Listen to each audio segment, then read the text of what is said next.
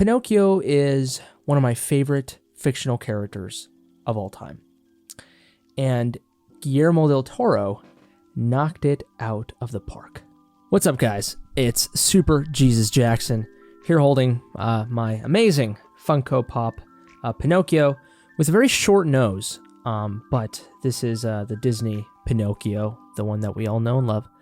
Fun fact, though, I've never seen the original Pinocchio, the 40-something version. I have no idea, but I haven't seen it. Yes, call me a poser, fake fan, whatever it is you want to, but I actually watched a different version of Pinocchio. This was like a direct to video type of Pinocchio that probably came out in the, I don't know, early 90s or something. I'm not sure. But it was an interesting take. I want to see if one day I could find it again, just for myself. It probably doesn't hold a candle to the original Disney Pinocchio. But anyways, Guillermo Del Toro came out with his version of Pinocchio. It is called literally Guillermo Del Toro's Pinocchio, and I appreciate that because Guillermo Del Toro is a visionary auteur director, much like Zack Snyder, and why Zack Snyder ended up calling his movie Zack Snyder's Justice League. So I appreciate whenever anyone puts their name on a title of their film or album or whatever, just like I guess Michael Jackson did with Michael Jackson's This Is It and Michael Jackson's Moonwalker. So I'm a big fan of that. So you best believe if I come out with anything, it's going to have Super Jesus Jackson on it. But anyways, the film came out this year. Well, actually, no, not this year. We're in 2023. Last year, 2022. And ironically, Disney came out with their own live-action version with Tom Hanks. And that one, not a lot of critics liked it. At least a lot of the critics that I follow on YouTube, like Chris Stuckman, John Campea, they were not, and Jeremy Johns, of course, cannot forget Mr. Johns. They disliked that version of the film. Now, when we look at Guillermo del Toro's Pinocchio, that one is liked by a lot more people. And this one just went straight to Netflix, which I would have loved to see a theatrical version of this film. But either way, I'm glad we're seeing it. Guillermo del Toro is obviously a beloved director, but also it can be a hit or miss with some people, right? For me, the only movie that I've watched from him is Pan's Labyrinth when I was a kid.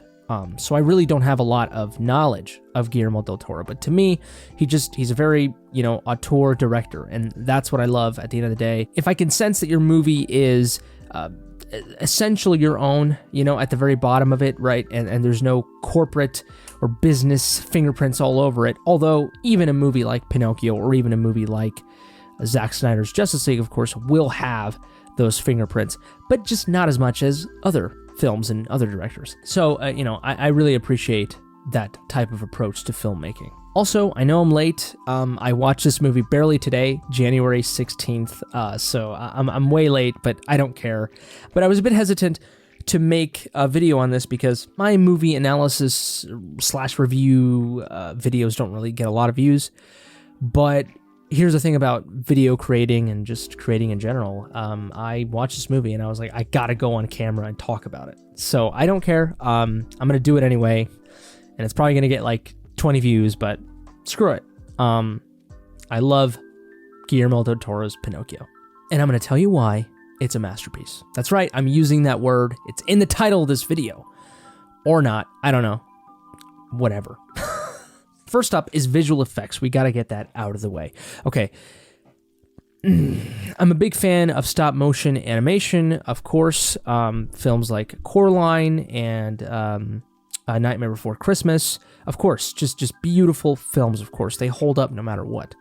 And this film is no exception.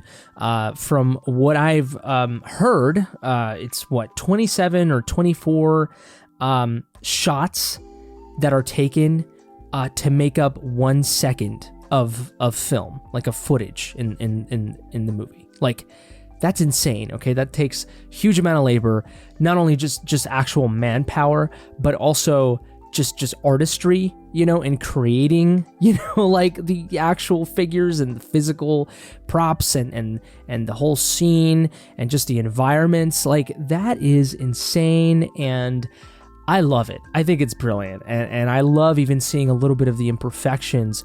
I remember one scene, like we're seeing dirt, and like a hand going into the dirt, and like the specks of dirt would occasionally kind of like switch positions occasionally, you know, like, and not like in a natural way, like it's kind of a jumpy a little bit, you know, and they kind of go like into places that they normally wouldn't, you know, like, and so I love those. It makes the scene real, even though it's not, you know, real, even though it's imperfect and it's not the real world. I love that kind of stuff. Next up is the music. Here's what's interesting, okay? The film, I did not know this. I didn't know the film was going to be sort of a musical. Like, I was kind of put off by it at first. I didn't expect it to be a musical. I mean, okay, yeah, it's Pinocchio. I know Disney would, you know, it would make it into a musical, right? But like, I didn't know that Guillermo Del Toro was going to go that route as well. But I'm glad he did. And I would have been glad had he not gone that route. But whatever it is, the end result that we got is just extremely interesting, because the songs that we get, they're not, you know, they're your typical musical sounding songs, right? Like, you know, I got a chip on me, you know, like I don't even know what I said, but you already recognize that that's sort of a musical type sounding song, right? Like, you know, like it'll be like the scene will go, and then all of a sudden there's a weird pause, and then like the character will just start singing a little bit, and then we begin. We go into the musical section, and I'm not the biggest fan of musicals, as some of you might have already guessed or known from a couple of videos that I've done, but I was not put off by it ultimately, and I loved the music in this film at the end of the day, because it's very appropriate. It's an animated film, and just because it's animated or for kids doesn't mean that it has to have, you know, musical aspects to it. But I do appreciate it. But here's what's interesting is that the songs, even though they are very musical type sounding, they are still songs that like Disney would not do. You know, they're still like, if you were going to do like a darker take, and which I will mention, this film is a darker take on Disney's Pinocchio, and just like, it is creepier, it is darker. I'm going to get to that a little bit later. I probably should have mentioned this a little bit in the beginning of the video, but yes, this film is a little bit darker, much like Guillermo Del Toro's even Pan's Labyrinth, right? You can see that in the musical aspects of the movie. Perhaps not the lyrics as much, but it's really the melodies. You know, they're not very happy-go-lucky sounding. They're not necessarily that memorable either, but they're very pretty, and they're very melancholic, and that's very, very accurate to the tone of the film in general. And I loved it. I thought it was a great circumvention of the typical musical movie, you know, soundtrack sound. And I thought Guillermo del Toro like did a great job of differentiating himself from Disney in that regard. I don't think he necessarily needed to, but I think that it was a risk for him to put songs in the film, but it paid off because again, it was just a much more dark, melancholic sound. I think if he would have put in songs and they would have sounded a little bit too happy-go-lucky or cheesy, it could have gone really bad. But thankfully, it worked because of the themes and the tone of the film in general. Now, we're going to get into the weeds of the film here with the story, okay? Much like I already mentioned, this film is much darker. It's creepier.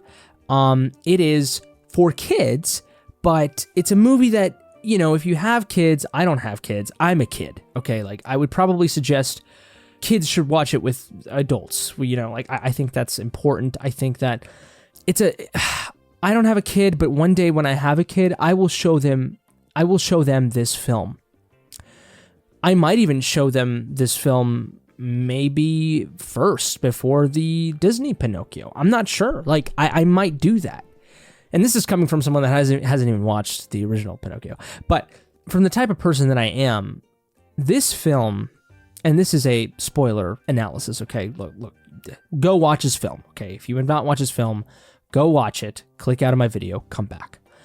But this film brought me to tears with its story. I wasn't bawling, but like, I definitely like shed a couple, like, and I got teary-eyed and I felt it.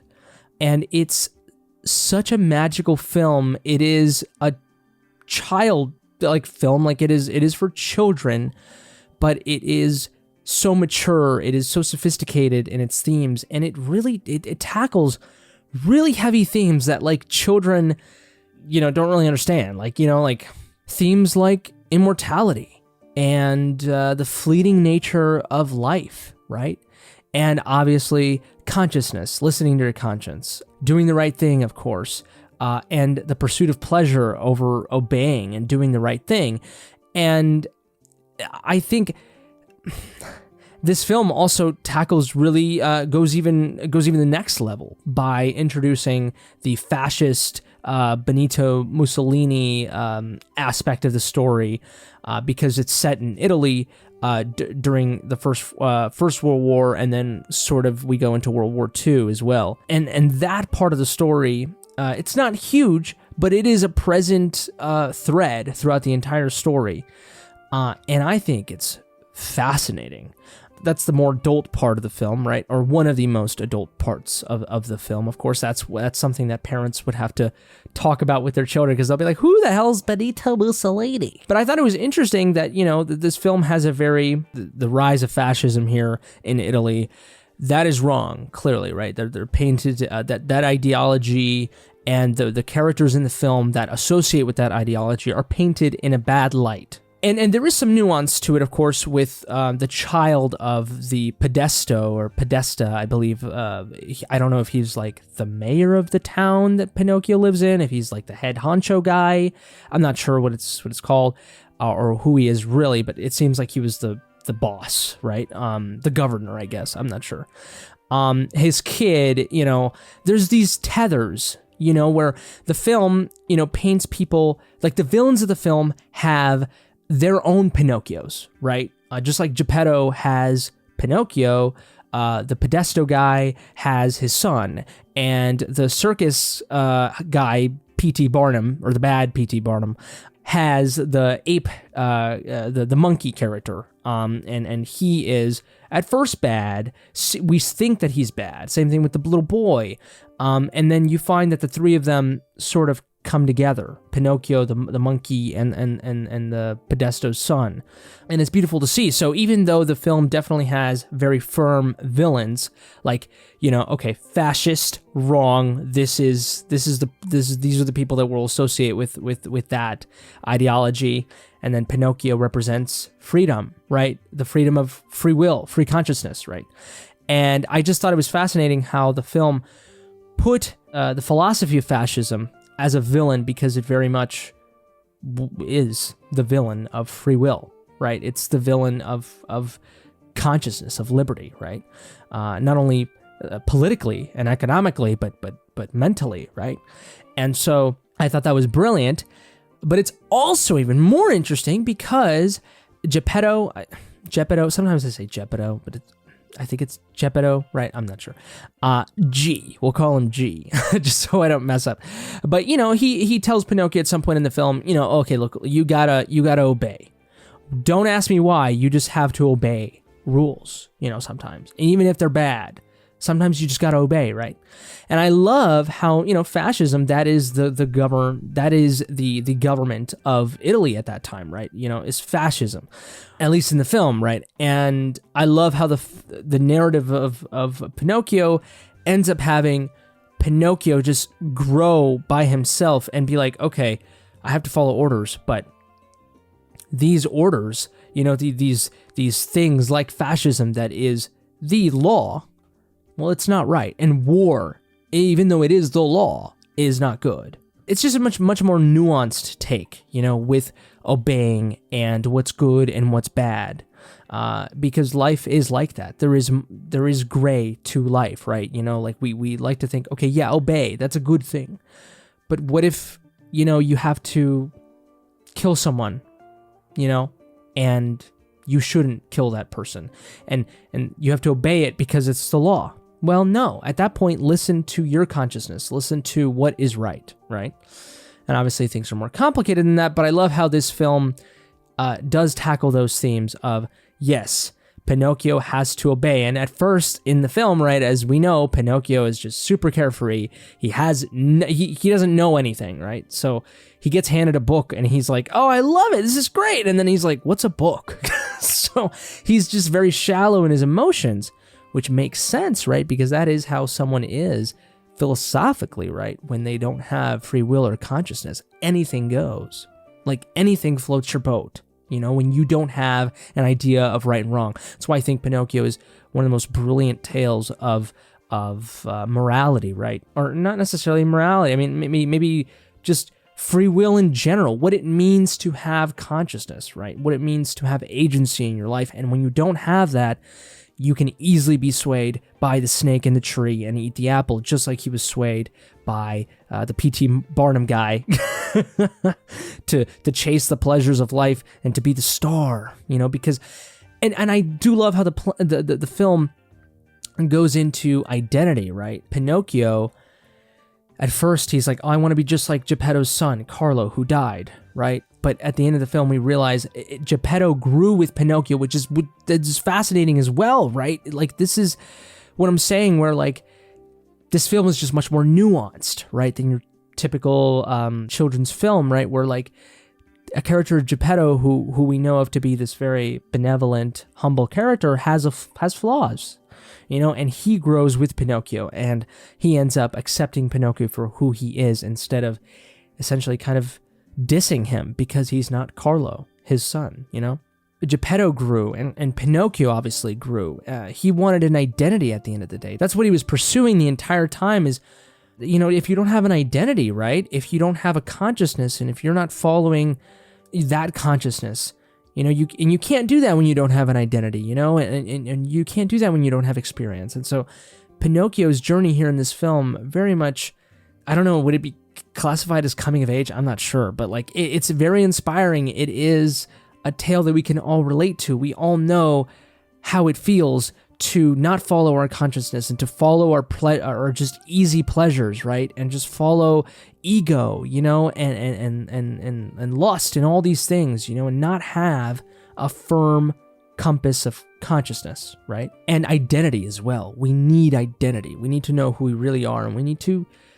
embrace who we are. I also love the religious aspect of the film. As many of you know, I'm not religious. I'm a fairly staunch atheist. But I really respect religion. I really do. I love the religious aspects of this film. Of course, it's set in Italy, so we got to have the religious aspect in there.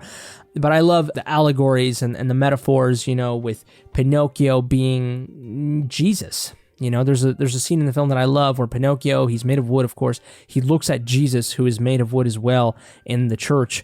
And he looks at Geppetto and he's like, why is Jesus loved when he's made of wood and I am made of wood, but people don't love me? It is fascinating, of course, and in the same way, Pinocchio is very much like Jesus. Geppetto is God, right? And Pinocchio is Jesus, and Pinocchio comes into this world much like Jesus, and he finds his purpose, right? Much like Jesus, right?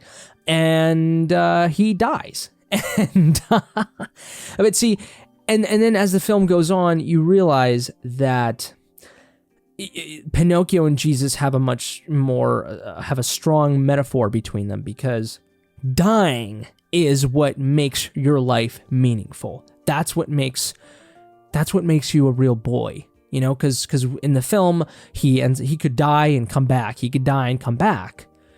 And that's not real life. That's not being real, right? That is being an object.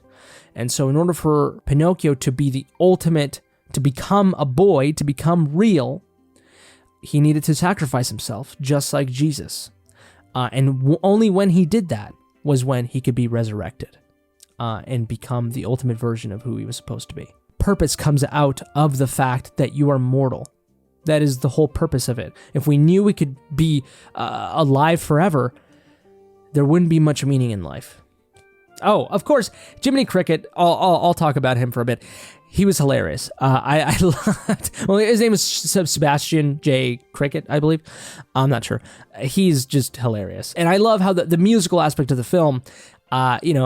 Sebastian, he didn't get to sing his song until the credits, which I love. It was like Guillermo Del Toro's way of being like, look, this film is going to be musical, but like we're also not going to go that far. We're not going to give Sebastian the song, because I believe in Pinocchio, right, the Jiminy Cricket has the most memorable tracks of that film, right?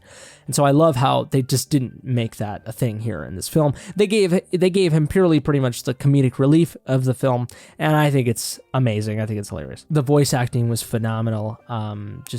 Yeah. And I will say the creepiness and it's disturbing. This is a disturbing film. And this will help me get to the last point that I want to make now that I remembered. But it's a creepy film. The first time you see his nose grow, everyone thinks he's an abomination, which is very similar to Jesus, right? Literally, the people wanted to kill him, crucify him, of course, and so it makes sense that Pinocchio, when he comes out for the first time, people are, they don't understand him, and Geppetto tells Pinocchio that, right? And then there's another moment in the film where the kids are pretty much, this is like, the fascist era of Italy. And so you have these kids, doing mock war, battles, and they're using paintball guns essentially, but like, it's very dark because the kids, like, some of them get shot in the head, with like the paintball, and like they just fall down, and it's like very creepy. Like, it's like, oh my God. And I just love it. I love it so much. I'm like, yes, Guillermo, like, do it. Go there.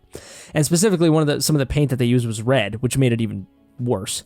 So I thought that was brilliant, just absolutely brilliant. And of course, his son and shooting his dad, essentially, just kind of rebelling against his dad was brilliant as well.